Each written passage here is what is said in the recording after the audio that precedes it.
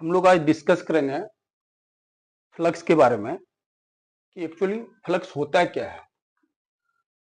Lines of force of a uniform electric field crossing an area perpendicular to the field, the product of E electric field dot A is called electric flux. In this case में देखो कि मान लो कि ये आपको plane surface है, इस plane surface के आउटवर्ड डायरेक्शन में आपका एरिया वेक्टर होता है और उसी डायरेक्शन में आप इलेक्ट्रिक फील्ड एग्जिस्ट कर दीजिए। Electric field and area vector यहाँ पे क्या हो गया, पैरेलल हो गया। तो अकॉर्डिंग टू गॉस लॉ हम यहाँ पे जो फ्लक्स लिखेंगे ई डॉट एरिया वेक्टर, ये एरिया वेक्टर ये स्क्वायर कर दिया हुआ है जो इलेक्ट्रिक फील्ड के पैरेलल है। और जब यहाँ पे इसको हम ओपन करेंगे, इलेक्ट्रिक फील्ड का मॉड ए का मॉड कॉस जीरो का वैल्यू 1 होगा। तो इलेक्ट्रिक फील्ड इनटू एरिया हो गया फ्लक्स। एक छोटा सा एप्लीकेशन लेके हम लोग देखते हैं। Find the electric field of a point charge according to Gauss law. Suppose करो कि एक पॉइंट चार्ज इमेजिनरी सरफेस लेते हैं स्फेरिकल, उसके सेंटर पे हम एक पॉजिटिव चार्ज रखते हैं। सेंटर से r डिस्टेंस पे एक इमेजिनरी होलो स्फीयर कंसीडर करते हैं। यदि यहाँ पे एक छोटा सा पॉइंट सरफेस का ले लो, छोटा सा एरिया ले लो, इस पॉइंट पे सेंटर चार्ज के कारण इलेक्ट्रिक फील्ड एरिया, छोटा सा एरिया पैरेलल होगा। तो पूरे होल सरकमफ्रेंस पे यदि सेंटर से मूव करते हो तो इलेक्ट्रिक फील्ड का मैग्नीट्यूड यहाँ पे क्या रहेगा, कांस्टेंट रहेगा और डायरेक्शन चेंज होगा और एरिया के भी डायरेक्शन उसके अकॉर्डिंग चेंज होगा। लेकिन किसी भी पॉइंट पे सरफेस पे इलेक्ट्रिक फील्ड एरिया वेक्टर आपको पैरेलल होगा। तो छोटा सा पहले फ्लक्स इस पॉइंट के लिए हम लोग निकाल लेते हैं। Delta flux equal to E dot छोटा से एरिया, यहाँ पे पैरेलल है तो कॉस का वैल्यू 1 हो जाएगा, इक्वल टू हो गया ई डेल्टा एरिया। यदि हम नेट फ्लक्स निकालना चाहेंगे तो दोनों ओर समेशन कर दो, तो नेट फ्लक्स हो जाएगा summation electric field into area. Electric field r distance पे आपको कांस्टेंट है जिसको हम बाहर निकाल सकते हैं और समेशन कर देंगे पूरा एरिया का, और ये एरिया हो जाएगा आपको होल स्फीयर का surface area 4 pi r square. ये आपको नेट फ्लक्स हो गया। According to Gauss law net flux equal to q inside by epsilon naught, that is electric field into 4 pi r square equal to q by epsilon naught। तो यहाँ से हम electric field निकाल लेंगे 1 by 4 pi epsilon naught charge by r square newton पर coulomb. Second application है find the electric field due to uniform line charge of infinite length along the X axis. अब देखो मान लो कि एक सिलिंड्रिकल हम शेप लेते हैं और इसका सेंटर के पैरेलल एक्स एक्सिस ले लो और लॉन्ग इनफिनाइट चार्ज लाइन रखा हुआ है। तो जैसे मान लो इसके सेंटर से हम ये लाइन पार करेंगे तो सेंटर से सरकमफ्रेंस का डिस्टेंस क्या सेम है, अप जाओ डाउन जाओ, इस सरफेस पे कहीं पे भी जाओ डिस्टेंस सेंटर से सेम होगा। तो हर एक पॉइंट पे इलेक्ट्रिक फील्ड का डायरेक्शन और एरिया पैरेलल होगा। तो यहाँ पे जब देखेंगे इलेक्ट्रिक फील्ड और एरिया बोथ आर पैरेलल, तो किसी भी एलिमेंट्री सरफेस का फ्लक्स क्या होगा, आपका पॉजिटिव होगा, क्योंकि कॉस थीटा यहाँ पे 0 है। तो इस केस में इस सिलिंड्रिकल लेंथ के अंदर जो चार्ज है ये एल लेंथ का है, तो एल लेंथ इसके अंदर डाले हैं, तो इसके अंदर का चार्ज क्या हो गया आपका, charge inside the Gaussian surface equal to length into lambda, क्योंकि जो इमेजिनरी सरफेस मैंने कंसीडर किया उसके अंदर ओनली ये चार्ज है। अकॉर्डिंग टू गॉस लॉ हम ये देखेंगे कि ये जो व्हाइट शेप आपका सरफेस बना है उसका मुझे एरिया लेना है, इस फेस का एरिया नहीं, इस फेस का एरिया नहीं, जो व्हाइट फेस है उसका एरिया। तो यदि हम फ्लक्स इसमें निकालना चाहेंगे तो E dot area Q inside the Gaussian surface, इसके अंदर, तो चार्ज आपका ये दिया हुआ है L इंटू लैम्डा। तो मैंने आपको एक्सप्लेन किया था कि हर एक पॉइंट पे जब हम देखेंगे इलेक्ट्रिक फील्ड एरिया क्या पैरेलल है, तो यहाँ पे कॉस थीटा 0 हो जाएगा, तो इलेक्ट्रिक फील्ड इंटू ए हो जाएगा L इंटू लैम्डा। एरिया कौन सा, ये व्हाइट फेस का एरिया। तो मान लीजिए कि ये डिस्टेंस आपको दिया हुआ है R, तो व्हाइट फेस का एरिया क्या होगा आपका, देखिए electric field into 2 pi R into L equal to L into lambda. तो आप यहाँ पे L आपका कैंसिल हो गया, तो electric field equal to lambda by 2 pi epsilon naught R newton पर कूलम। यहाँ पे देखिए ये आपको कांस्टेंट है, तो इलेक्ट्रिक फील्ड आपको डायरेक्टली प्रोपोर्शनल हो गया 1 बाय R का। ये थोड़ा हम ग्राफ के बारे में सोचेंगे, इलेक्ट्रिक फील्ड लेते हैं और ये लेते हैं distance x tends to 0, electric field tends to infinity, x tends to R tends to infinity, electric field tends to 0, इस तरह ग्राफ हो जाएगा।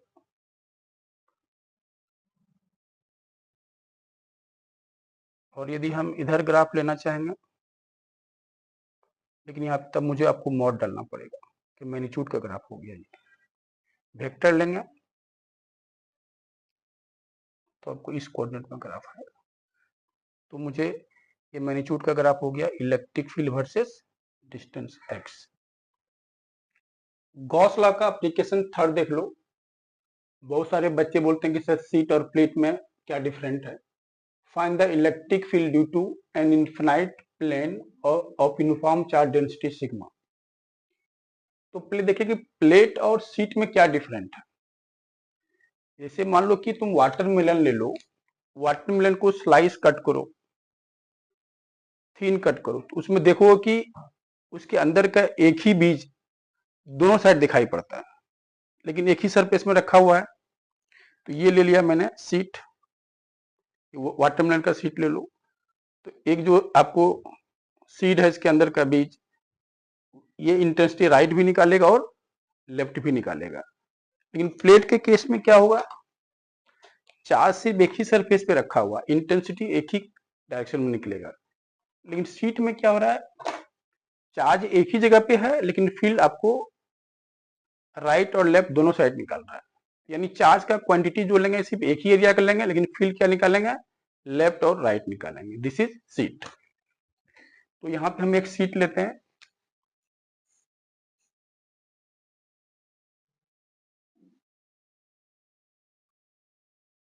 लॉन्ग इनफिनाइट सीट ले लो।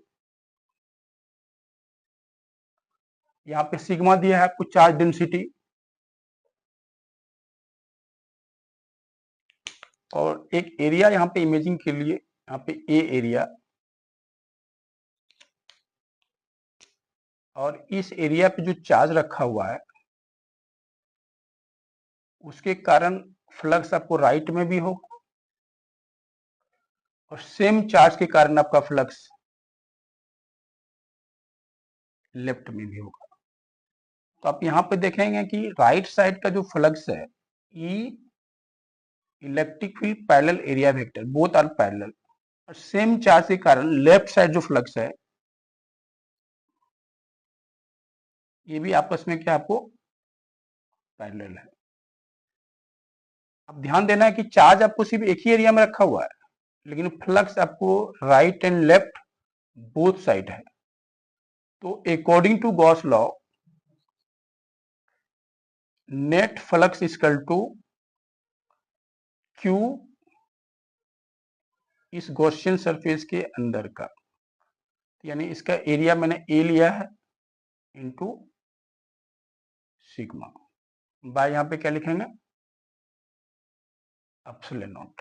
अब ये जो फ्लक्स है आपका राइट फेस का एंड लेफ्ट फेस का, यानी ये फ्लक्स F1 ले लीजिए, यहाँ पे ये फ्लक्स आप ले लीजिए F2, क्योंकि यहाँ पे भी आपका एरिया और इलेक्ट्रिक फील्ड आपको पैरेलल है। तो this flux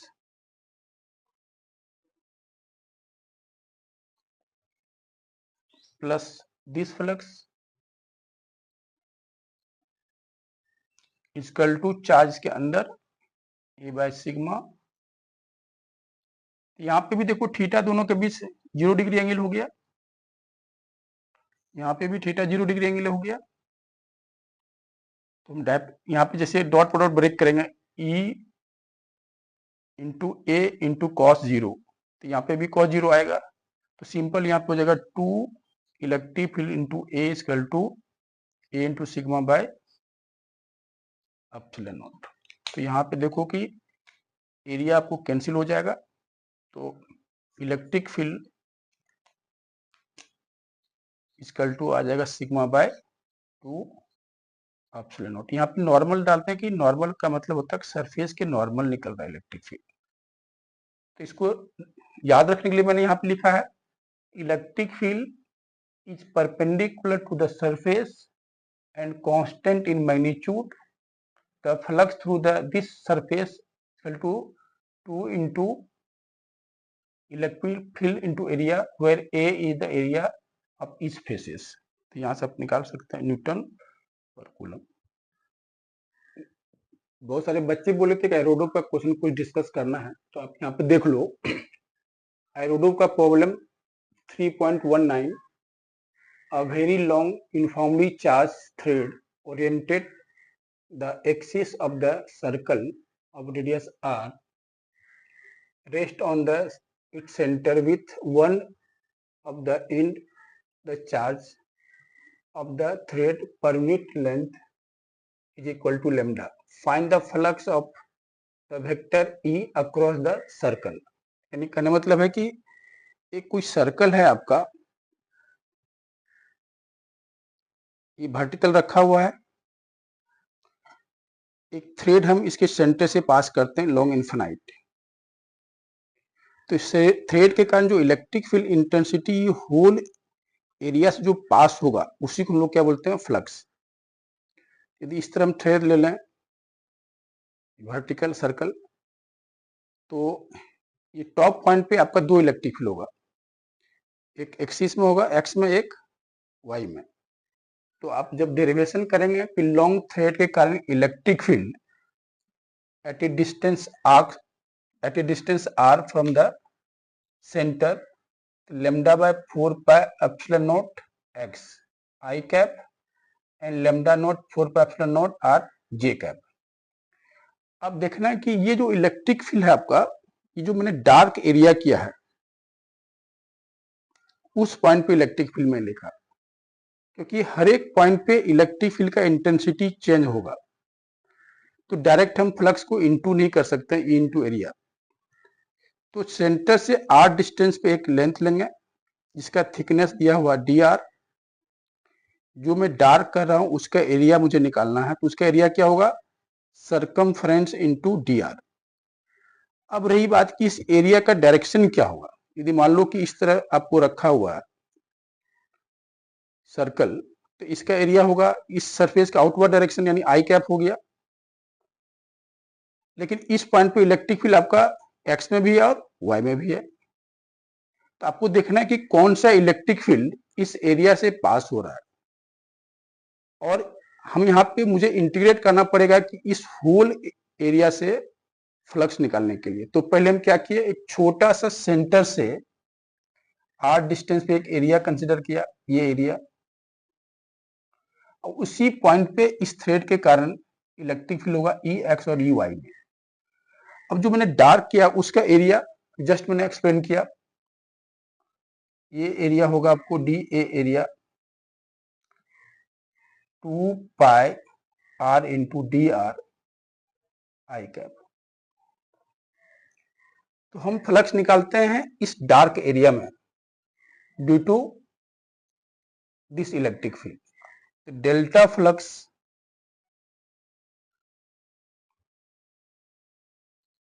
d flux equal to इस पॉइंट पे इलेक्ट्रिक फील्ड डॉट एरिया। अब यहाँ पे इलेक्ट्रिक फील्ड आपको एक्स में भी और वाई में भी, E x plus E y dot area आपको क्या दिया है, ओनली एक्स में 2 pi are into D r i cap. अब यहाँ पे देखिए, अब ये वैल्यू हम डालेंगे ई का एक्स में lambda by 4 pi epsilon naught into I cap, R यहाँ पे डालना है into I cap plus lambda by 4 pi epsilon naught R J cap, dot करना है उस एलिमेंट्री एरिया जो एक्स की ओर ओरिएंटेड है 2 pi x 2 pi r d r i cap. तो यहाँ पे देखिए आई डॉट आई आपका रहेगा, आई डॉट जी आपको जीरो हो जाएगा according to dot product, I dot G equal to zero. तो ये टर्म आपको जीरो हो जाएगा, सिर्फ ये टर्म आपको इसके साथ इंटू करना है lambda by 4 pi epsilon R into 2 pi are into D R. तो यहाँ पे देखो ये आर कैंसिल हो गया, तो delta flux equal to 2 pi lambda by 4 pi epsilon naught D R. अब इसको दोनों साइड इंटीग्रेट कर दीजिए, ये तो नेट फ्लक्स हो गया आपका। यहाँ पे तो कांस्टेंट क्वांटिटी क्या है 2 पाई लेमडा और ये होल 4 पाई आर, सब कांस्टेंट बाहर निकाल लो।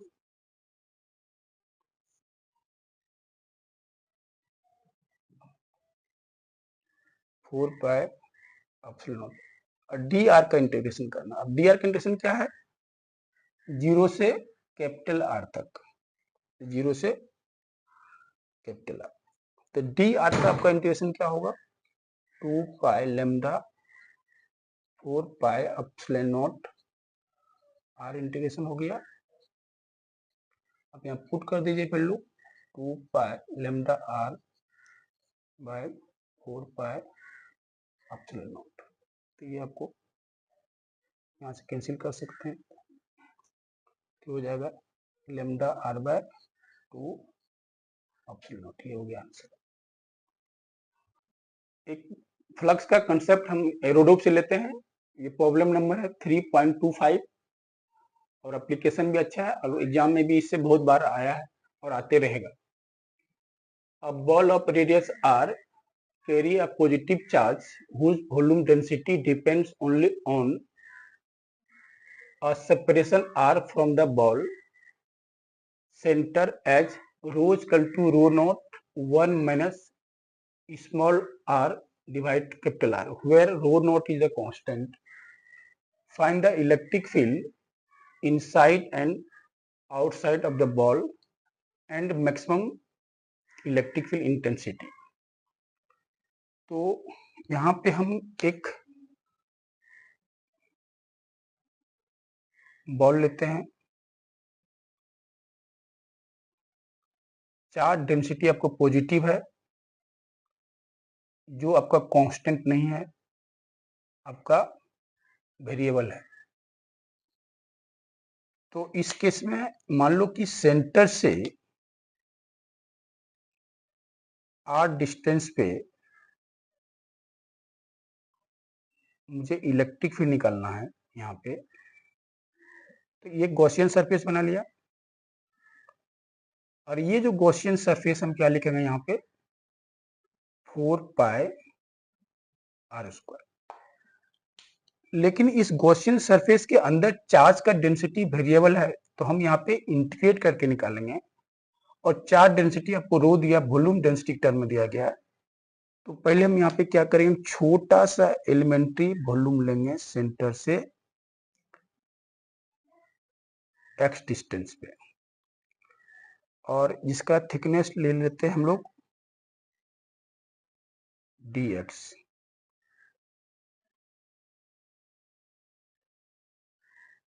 तो इस पार्ट को यहाँ पर लिखते हैं, ये आपको x हो गया, ये हो गया आपको dx।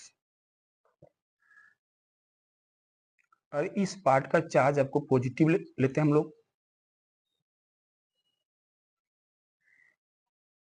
और यदि इस वॉल्यूम में मुझे चार्ज निकालना है तो क्या लिखेंगे, डेल्टा क्यू इक्वल टू ये पॉजिटिव चार्ज का वॉल्यूम, वॉल्यूम मतलब एरिया इनटू थिकनेस, और इस पॉइंट पे density rho naught 1 minus X by R. अब देखना कि ये आर, छोटा आर अपने आप एक्स में कन्वर्ट हो जाता है, आप इंटीग्रेशन करने में आपको कन्वर्ट करना पड़ेगा। तो ये चार्ज हो गया आपका इस पार्ट का, लेकिन मुझे लाना है 0 से आर तक का। तो इसे हम क्या करेंगे, यहाँ पे इंटीग्रेट कर देंगे 0 से आर। जब इंटीग्रेट करेंगे तो ये चार्ज जो आपको आने वाला है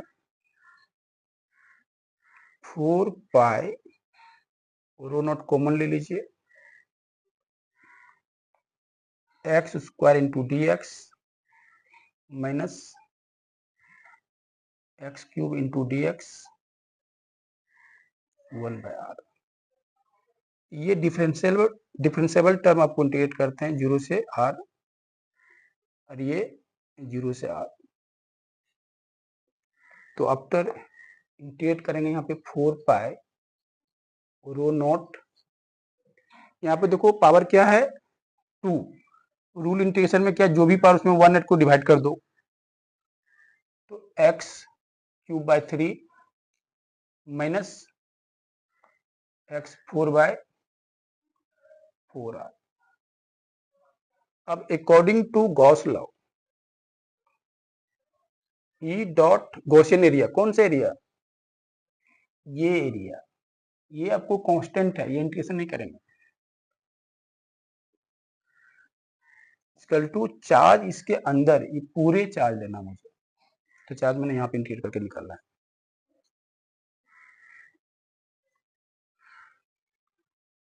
यहाँ पे लिमिट पुट कर दो, तो लिमिट पुट करने से एक्स कन्वर्ट हो जाएगा आपको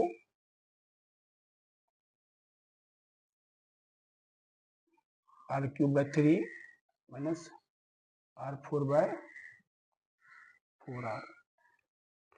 तो यहाँ पे हो गया आपका R cube by 3 minus R 4 by 4 are. अब देखो, अब यहाँ पे कैंसिल कर सकते हैं, स्क्वायर है तो यहाँ कॉमन लेके कैंसिल कर दीजिए, 4 बाय 4 बाय कैंसिल कीजिए, तो यहाँ से आपको इलेक्ट्रिक फील्ड आ जाएगा rho r 1 minus 3 r by 4 r by 3 epsilon naught. ये आपको इलेक्ट्रिक फील्ड हो गया। अब देखिए, ये इलेक्ट्रिक फील्ड आपको क्वाड्रेटिक फॉर्म में दिया हुआ है, यहाँ पे आप इंटू करते हैं तो rho naught r by 3 epsilon naught minus rho naught 3 r square by 4r। देखो आर स्क्वायर का पावर यहाँ नेगेटिव है, कोएफिशिएंट नेगेटिव है, ये कोएफिशिएंट हो गया आपको b। तो ये हो गया आपको क्वाड्रेटिक फॉर्म में। इसको हम डिफरेंशिएट कर देंगे, किसके रेस्पेक्ट में बेटा चेंज हो रहा है, छोटा r के रेस्पेक्ट में। तो डिफरेंशिएट कर दो इसको, तो rho naught by 3 epsilon naught, derivative कीजिए 2 आगे हो जाएगा, 6 rho naught r by 4r। Condition है कि find the maximum electric field. तो मैक्सिमम इलेक्ट्रिक फील्ड के लिए क्या करेंगे, इसको 0 पुट करेंगे, 0 पुट करने के बाद आ जाएगा rho by 3 epsilon naught equal to 6 rho naught by 4r। यहाँ से आप r निकाल लीजिए, उसी पॉइंट पे इलेक्ट्रिक फील्ड होगा मैक्सिमम।